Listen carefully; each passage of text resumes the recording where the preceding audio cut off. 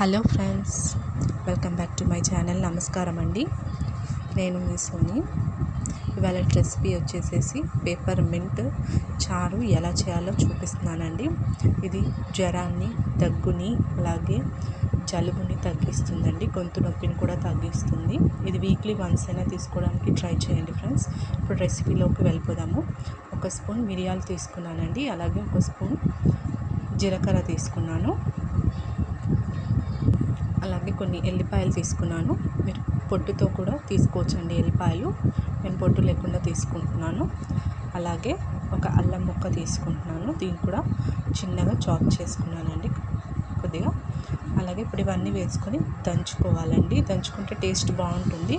మీరు కావాలైతే మిక్సీలో కూడా ఇలా బరకగా గ్రైండ్ చేసుకోవచ్చు. గ్రైండ్ చేసి పక్కకు పెట్టుకోవాలండి.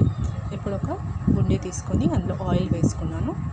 ఒక టూ స్పూన్స్ ఆయిల్ వేసుకున్న తర్వాత ఇప్పుడు అందులో ఆవాలు వేసుకున్నాను, అలాగే ఎండుమిర్చి, కొన్ని ఎల్లిపాయలు యాడ్ చేస్తున్నాను, అలాగే కొంచెం జీరా కూడా యాడ్ చేస్తున్నానండి.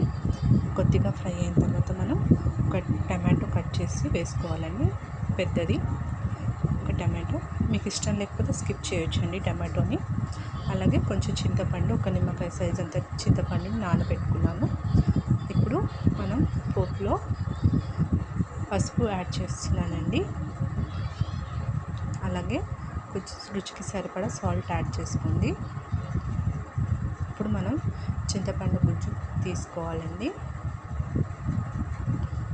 ఇలా ఒక 2 గ్లాసెస్ అంత తీసుకుంటే సరిపోతుంది.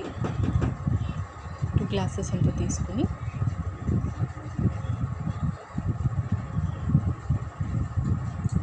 గుజ్జు రాకుండా ఇలా స్ట్రెయిన్ చేసుకుంటున్నానండి.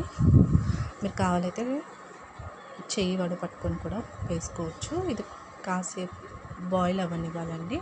ఇప్పుడు ఆలోపు ఇందులో మనం మింట్ వేసుకుందామండి. అలాగే ఇందాక దంచి పెట్టుకున్న ఎల్లిపాయలు, మిరియాలు అవన్నీ ఉన్నాయి కదండి, అవి కూడా వేసుకొని ఇలా బాగా బాయిల్ చేసుకోవాలండి. ఇలా బాగా బాయిల్ అయిన తర్వాత ఒక 5 మినిట్స్ ఉంచుకొని, అలాగే కావాలైతే మీరు ఇంట్లో నేను ధనియాల పొడి యాడ్ చేశానండి, మీరు కావాలైతే ధనియాల పొడి యాడ్ చేసుకోవచ్చు. అలాగే జీలకర్ర పొడి కూడా యాడ్ చేసుకోవచ్చు మీ ఫ్లేవర్కి తగ్గట్టు. అంతే అండి, యమ్మీ చారు రెడీ అండి, పేపర్ మింట్ చారు. మీరు కూడా ట్రై చేసి ఎలా వచ్చిందో నాకు చెప్పండి ఫ్రెండ్స్.